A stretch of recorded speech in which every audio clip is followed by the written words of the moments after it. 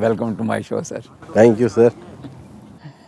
तो फिर ये राज्यसभा टू लोकसभा, तो इस चेंज को कैसे देखते हैं आप?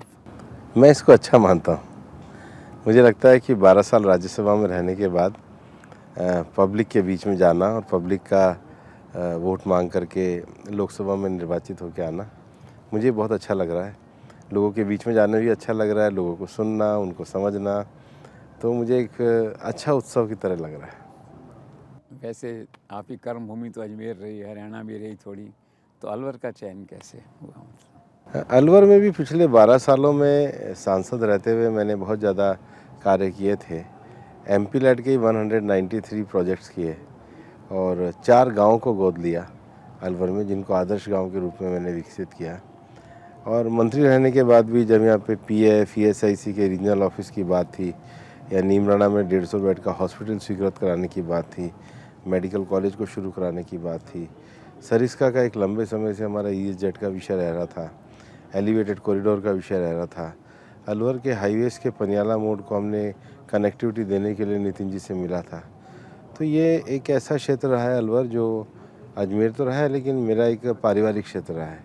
जैसे मेरे नाना यहाँ के थे, बुआ एक यहाँ पे थी, मेरे चाची यहाँ के थे, मेरे मदर के बहुत रिलेशन थे, मेरी खुद की सिस्टर यहाँ कॉलेज में प्रिंसिपल रहीं और लॉ कॉलेज में उन्होंने यहाँ लगभग 30 साल पढ़ाया। मेरे ब्रदर इन लॉ एडवोकेट रहे, एक और सिस्टर प्रोफेसर रही। तो और ये क्या है कि अलवर गुड़गांव का जुड़ा हुआ बड़ा सोशली कल्चरली एक ही इलाका है, तो कोई ऐसा महसूस नहीं हुआ। मेरा गांव भी कोई भिवाड़ी से 20 किलोमीटर की दूरी पर है, तो ये बहुत वेल कनेक्टेड कनेक्शन सा था और इसलिए पार्टी ने भी तय किया मैं अलवर से आया। चुनाव तो आप जीत ही रहे हैं, तो क्या लगता है मार्जिन क्या रहेगा? अब मार्जिन अच्छा रहेगा, लेकिन चुनाव में बहुत अच्छी सफलता मिलने वाली। अच्छा रहेगा इन वे जो है। तो ललित यादव इनको कितना सीरियस कैंडिडेट मानते हैं आप? मैं कोई टिप्पणी नहीं करना चाहता हूँ। That's all. प्रियंका गांधी का शो हुआ। हाँ, आज सुना है कि शो में लोग नहीं थे, धूप ज़्यादा थी, वो नाराज़ होकर चली गई। ये तो कांग्रेस की स्थिति है और अलवर में स्थिति बहुत कांग्रेस की बेकार है, क्योंकि गहलोत जी ने जिन लोगों का समर्थन से या सरकार यहाँ पे चली है, तो कांग्रेस शासन के जब आप ग्राउंड पे जाओगे तो भ्रष्टाचार के बहुत किस्से हैं। आप गांव-गांव में जाओ और आपको पता पड़ेगा कि पिछली कांग्रेस सरकार के समय में जल जीवन मिशन में किस तरीके से सर्वे के नाम पे बंदरबाट हुई, कनेक्शन के नाम पे बंदरबाट हुई। आपको गांव-गांव में महिलाएं बताएंगी सड़क किस तरीके से अधूरी छोड़ी गई, पुरानी सड़कों को ग्रेवल करके कैसे छोड़ दिया गया। अलवर में बहुत बुरी स्थिति 5 साल में कांग्रेस के द्वारा रही है। क्या कारण रहा? अलवर के तो लोग काफ़ी पावर में थे। उन्होंने जो पावर में थे, अलवर में बहुत विकट स्थिति, और इसलिए अब भाजपा की सरकार आई है तो हम उन सारे गड्ढों को भर के और अच्छा काम करने का काम करेंगे। प्रियंका गांधी के रैली की तुलना में सुना आपकी रैली बहुत ज़बरदस्त थी, 40-50 हज़ार लोग थे उसमें। अमित शाह कोई तुलना ही नहीं है। अमित शाह जी की रैली तो एक अभूतपूर्व रैली थी। लगभग 40-45 हज़ार लोग 5 घंटे तक खड़े रहे, अपने प्रिय नेता को सुनने आए और बड़ी संख्या में महिलाएं आई। 15,000 महिलाएं उस रैली में थी, तो बहुत अद्भुत रैली थी। आज जयपुर में भी रैली थी, अमित शाह का रोड शो था, बड़ा ज़बरदस्त था। आप अमित शाह को एज ए संगठन, एज ए पॉपुलर लीडर कैसे देखते हैं? नहीं, मैंने उनके साथ अध्यक्ष के रूप में जब थे, मैंने महामंत्री के नाते काम किया है। बहुत अथक परिश्रमी है, बहुत ही निर्णय क्षमता के धनी हैं, राजनीतिक सूझबूझ के धनी हैं और जीवन में भी उनके उतनी ही सादगी है और पार्टी के प्रति पूरी निष्ठा है, विचार के प्रति, नेतृत्व के प्रति बहुत अडिग निष्ठावान व्यक्ति है। ये उनके व्यक्तित्व के जो गुण हैं वो काफ़ी अच्छे हैं। आपकी कॉन्स्टिट्यूंसी में मुस्लिम फैक्टर की क्या स्थिति है? 18% लोग हैं। मुस्लिम तो होते हैं, ऐसा कोई नहीं है कि नहीं है, लेकिन कोई ऐसी कोई कठिनाई वाली स्थिति नहीं है। स्थिति नहीं हो तो आपने कहा कि वन वे है, वो तो एक तरह से जैसे है इसमें जो है, तो एक ये भी इस तरह का प्रचार है कि भी कांग्रेस तो स्थानीय मुद्दे उठा रही है और अपन नेशनल मुद्दों पे 370 पे राम मंदिर। नहीं, मैंने हमेशा पानी का विषय उठाया, जल जीवन मिशन का विषय उठाया, ईआरसीपी का विषय उठाया, क्षेत्र में नहरों को लाने, बल्कि कांग्रेस तो केवल बुराई करने के अलावा कुछ भी नहीं कर रही। मेरा तो चुनाव बिल्कुल ज़मीन पे लड़ रहा हूँ मैं, वो लोग हवा में लड़ रहे होंगे। तो डबल इंजन और मैंने ये कहा भी है कि पानी मेरे लिए अलवर में प्राथमिकता का विषय रहेगा, और ERCP का विषय और यमुना वाले जल का विषय, इसके बीच का जो इलाका है, और अलवर में 2 नदियाँ निकलती है, एक साभी नदी निकलती है और एक दूसरी नदी रामगढ़ के क्षेत्र में जाती है। तो जो हमारी सतही नदियां हैं उनको कैसे पुनर्जीवन किया जाए, क्योंकि जो डार्क जोन है वो अलवर की एक बड़ी विषय है। और प्रधानमंत्री जी ने जल संसाधन मंत्रालय बनाया है, और जल संसाधन मंत्रालय के बाद जल शक्ति कार्यक्रम है, अमृत सरोवर कार्यक्रम है, जल जीवन मिशन है। तो ये सारे विषय में अपने पूरे मुद्दों में रखता हूँ। तो डबल इंजन सरकार है अब तो इसका असर दिखेगा। ये चुनाव तो केंद्र के लिए है, और केंद्र की सरकार ने पिछले 10 वर्षों में जो बड़े कार्य किए हैं, और केंद्र सरकार जब बजट बनाती है तो निश्चित रूप से जो नीचे स्टेट हैं वो किस तरीके से उसका क्रियान्वयन करते हैं उसका लाभ होता है। कोई गुटबाजी पार्टी में, कोई अंदरूनी अलवर में तो कोई गुटबाजी नहीं है। नहीं है। वैसे भी आजकल तो पूरे देश में गुटबाजी जो लोग करते थे वो डरे हुए हैं कि सब सर्विलेंस में होगा तो पकड़े जाएंगे, तो बाद में फिर सज़ा मिलेगी। तो इस तो मुक्ति हो गई गुटबाजी से, तो लगता है पार्टी में। नहीं, पार्टी पूरे डेमोक्रेटिक तरीके से चलती है। राइट। हाँ, तो अलवर के डेवलपमेंट का ये तो लोग मान लिया है उन्होंने कि आप MP बन गए हैं, मंत्री। अलवर के लोगों की बहुत अपेक्षाएं हैं मेरे से, और पानी मैंने कहा है मेरे को प्राथमिकता का विषय है। शहर का भी पानी का विषय है। शहर में जो लंबित परियोजना है सिलीसेड वाली और पानी की क्षमता की, वो निश्चित रूप से मैंने अपनी पब्लिक मीटिंग्स में भी कहा है उसको पूरा करेंगे। लेकिन अगर अलवर क्षेत्र की देखा जाए तो एक तरफ नीमराणा और गिलोट और भिवाड़ी जैसे इंडस्ट्रियल एरिया हैं, दूसरी तरफ सरिस्का टाइगर रिजर्व है, एक तरफ बाबा भर्तृनाथ की आध्यात्मिक धरती है, दूसरी तरफ साभी का क्षेत्र है, और एक तरफ भीषण संकट से जूझता हुआ डार्क जोन है। अलवर में अहिरवाल का क्षेत्र भी आता है, राठ का क्षेत्र भी आता है, मेवात का क्षेत्र भी आता है, और मीणावटी का क्षेत्र भी आता है। कल्चरली ये क्षेत्र बहुत इम्पोर्टेंस है, और अलवर बड़ा आध्यात्मिक ऊर्जा से भी भरपूर जगह है, कल्चर संस्कृति है। तो अलवर के समन्वित विकास के बारे में ही हम चर्चा करेंगे। मेरा भिवाड़ी के सब इंडस्ट्रियल एसोसिएशन के साथ बैठना हुआ, सारे व्यापार संघों के साथ बैठना हुआ, फिर अब हमारे ज़िले भी प्रशासनिक 2.25 हो गए हैं। तो जितना अलवर जिला हेडक्वार्टर इम्पोर्टेंट है उतना खैरतल भी। इसको कैसे देखते हैं? नए ज़िले बने, टुकड़े हो गए। अब ज़िले बने हैं, एक प्रशासनिक रचना बनी है। अलवर और खैरतल 2 प्रमुख केंद्र हैं, और खैरतल बहुत पुरानी मंडी रही है, बहुत पुरानी मंडी रही है, तो दोनों का केंद्र है। तो इनको समन्वित दृष्टि से समान महत्व देते हुए विकास की योजना बनाएंगे। तो भिवाड़ी का कोई मास्टर प्लान बना रहे हैं, कोई ऐसा रोड मैप? भिवाड़ी RWA से मेरी चर्चा भी हुई थी, भिवाड़ी की और भी बातों से मेरी चर्चा हुई थी। उन सारे विषयों को हम आगे ले जाने का काम करेंगे। एक नए एयरपोर्ट की चर्चा भी चली थी काफ़ी समय पहले। अभी मैं पूरा चुनाव लड़ रहा हूँ, लेकिन मैंने अलग अलग एसोसिएशन से लेके RWA से लेके सबसे बातचीत करी है। मैंने ना चुनाव कैंपेन के दौरान सुबह 6 बजे मैं सैर पे संवाद करता था।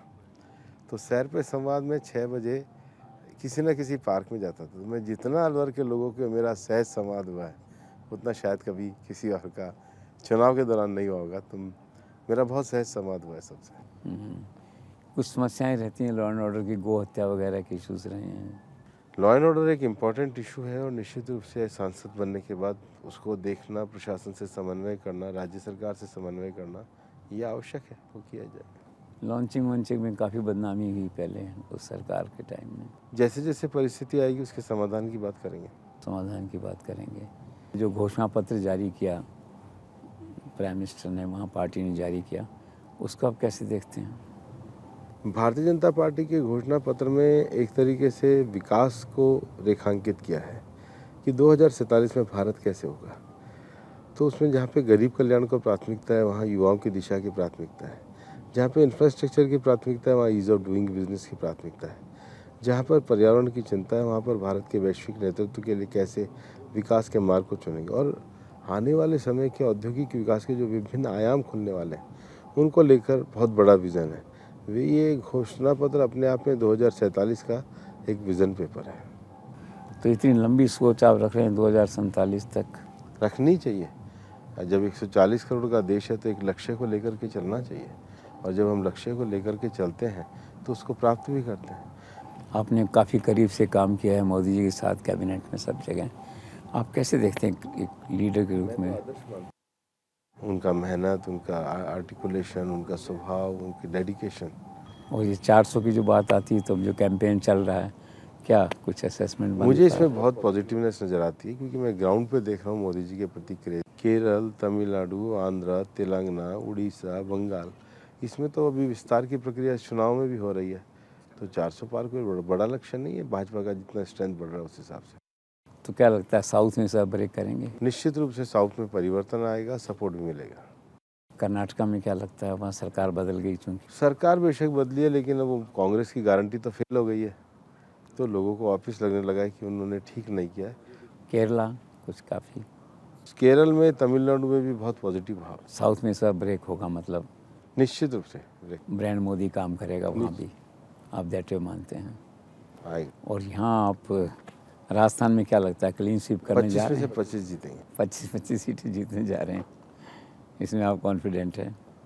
एक राजस्थान में जो एक्सपेरिमेंट किया है नरेंद्र भाई ने और अमित शाह, नड्डा जी ने, मान लीजिए आप सब ने सोच के कि एक पार्टी आम कार्यकर्ता को मुख्यमंत्री बनाया है, इस एक्सपेरिमेंट को आप कैसे देखते हैं? मैं इसको बहुत पॉजिटिव देखता हूँ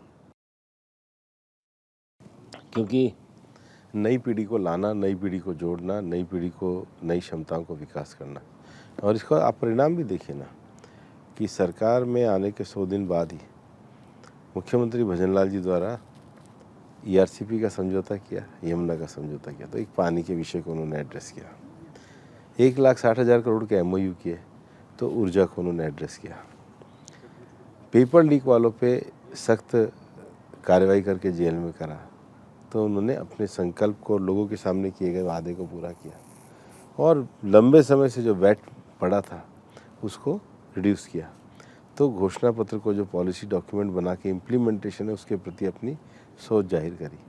तो एक नए मुख्यमंत्री, कार्यकर्ता मुख्यमंत्री जरूर बने, लेकिन अगर आप देखेंगे कि उन्होंने कितने आयामों से चीज़ों को पकड़ा है, तो आपको खुद ध्यान में आएगा कि पार्टी का कार्यकर्ता भी अगर मुख्यमंत्री बनता है तो बहुत अच्छी तरीके से चीज़ों का समन्वय।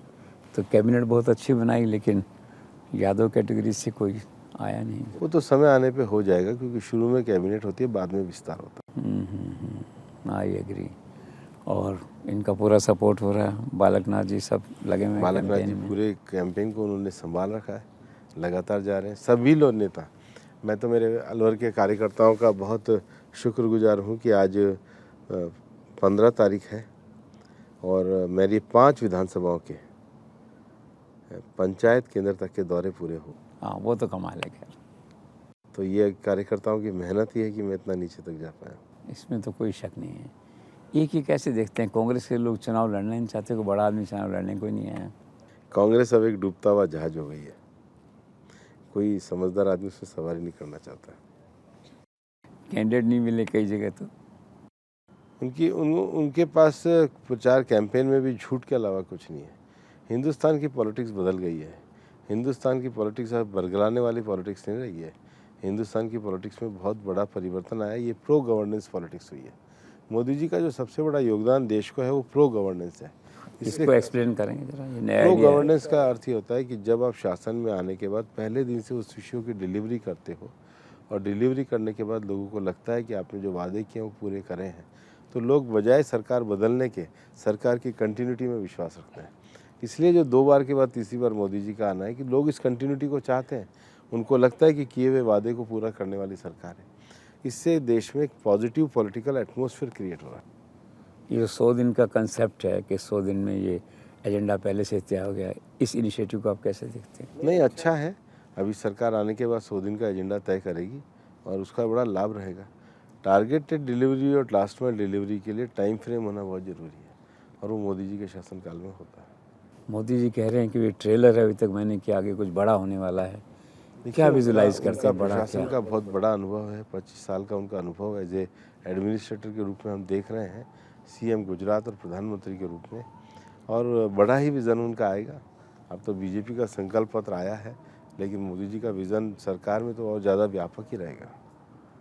अलवर को किस ज़माने में सिंह द्वार कहा जाता था, प्रवेश द्वार, उस खोई उसको मान सम्मान गुडविल को लौटाने के लिए। अलवर का सिंहद्वार की तरह ही रहेगा। कुछ ऐसा कर रहे हैं ओवरऑल मिला के। तो जनता को बहुत अपेक्षाएं हैं और आपने मोटे तौर पे बताया जनता कि की अपेक्षाएं हैं। मैं जनता को यह विनम्रता से हाथ भी जोड़ता हूं कि बस मुझे इतनी ताकत दे कि मैं आपकी अपेक्षाओं को पूरा कर सकूं, जो आपकी चौपाल में आके वादे किए उन वादों को पूरा कर सकूं। हाँ, because at the end of the day delivery counts.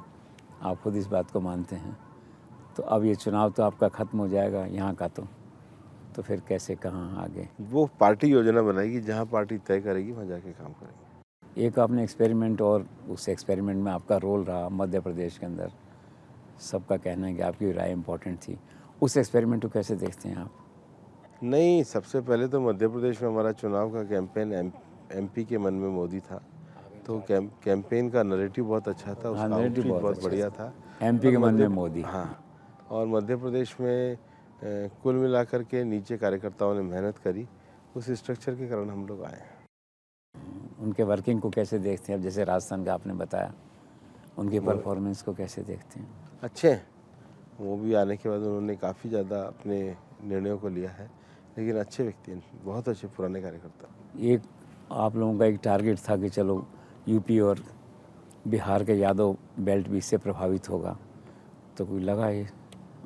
Bhajpa सबके साथ सबके विकास में यकीन रखती है, समय आने पर सब चीज़ें होती हैं। सारा जो है उसमें, तो you are absolutely clear in your vision, implementation, deliver everything. तो thank you so much sir, best of luck. धन्यवाद कादिर जी, बहुत बहुत धन्यवाद Best of luck। आपके इस प्रतिष्ठित चैनल अब बनाने के लिए। आप जल्दी से जो है शपथ लीजिए, निमंत्रण भेजिए हमारे चैनल को, हम आएँ आपको बधाई दें वहाँ करके जो है। Thank you. Thank you so much, thank you so much sir.